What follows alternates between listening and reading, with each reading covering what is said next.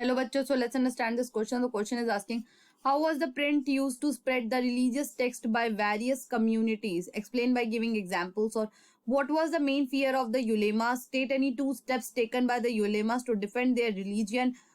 How did religious communities in India make use of printing technology to spread their idea? Explain. मतलब कि जो religious community थी India की, उन्होंने इस print technology का कैसे यूज किया ताकि वो अपने आइडियाज को स्प्रेड कर सके। तो चलिए इसे की कंसेप्ट को समझते हैं। तो उसका की कंसेप्ट होगा religious communities and print culture. तो सबसे पहले अगर हम बात करें यूलेमास की, तो उन्होंने क्या किया, उन्होंने चीप लिथोग्राफिक प्रेसेस का इस्तेमाल किया, जिसमें कि उन्होंने पब्लिश किया पर्शियन और उर्दू ट्रांसलेशंस को। और किसके ट्रांसलेशंस थे वो? होली स्क्रिप्चर्स के ट्रांसलेशंस थे।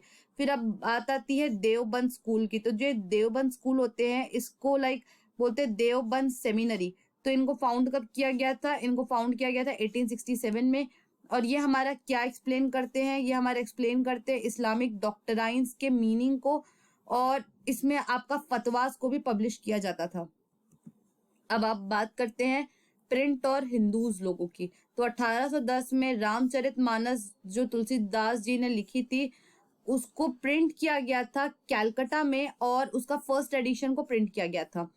मिड 19th सेंचुरी के आते आते ये जो चीप लिथोग्राफिक प्रेसेस थे वो पूरे नॉर्थ इंडिया के मार्केट में फ्लड कर गई, मतलब कि पूरा फैल गई।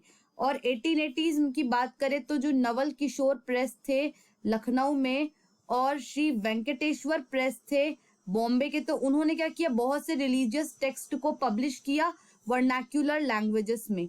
वर्नाक्यूलर लैंग्वेजेस मतलब होती है कि बहुत ही डिफरेंट भाषाएं, जैसे कि मराठी हो गया, तेलुगु हो गया, तमिल हो गया। और अगर हम बात करें प्रिंटेड टेक्स्ट की, तो अब हम इनका क्या यूज कर रहे हैं? यहाँ पे हम यूज कर रहे हैं प्रेसेस की। तो सीधी सी बात है, बहुत सारा एक साथ प्रिंट होने की वजह से क्या हो गया कि जो मटेरियल हो गया वो चीप हो गया, पोर्टेबल हो गया, आप उसको इजिली कैरिड भी कर सकते हैं। तो अब लोगों के बीच में वो चीजें फैलने लग गई, और अब बहुत सारे लोग जो है वो इन पब्लिक डिस्कशंस में पार्टिसिपेट कर सकते थे, और इस चीज को लेके अपने व्यूज को प्रेजेंट कर सकते थे, एक्सप्रेस कर सकते थे। तो जैसे मान लीजिए ये पर्सन ए है, ये पर्सन बी है, ये पर्सन सी है, ये पर्सन डी है। इन्होंने मान लीजिए एक प्रथा के लिए बोला कि अच्छा ये होना चाहिए, पर्सन बी ने बोला नहीं ये नहीं होना चाहिए, पर्सन सी ने बोला ये होना चाहिए, पर्सन डी ने बोला ये नहीं होना चाहिए।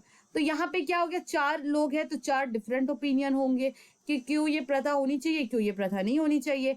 तो इन चारों के ओपिनियंस के क्लैश की वजह से एक पांचवें ओपिनियन का जन्म होगा, जो आपका एक नया आइडिया बनेगा। सो न्यू आइडिया जो है वो ऐसे ही एमर्जेस होते थे इन ओपिनियंस के, इन विचारधाराओं के टकराने की वजह से। जैसे कि अगर राजा राम मोहन जी के बारे में बात की जाए तो उन्होंने पब्लिश किया था संबंध कौमुदी 1821 में, और इसी के खिलाफ समाचार चंद्रिका पब्लिश की गई थी जिनमें रॉयस के ओपिनियन को अपोज किया गया था। So I hope this question has been clear to you. Thank you and best of luck.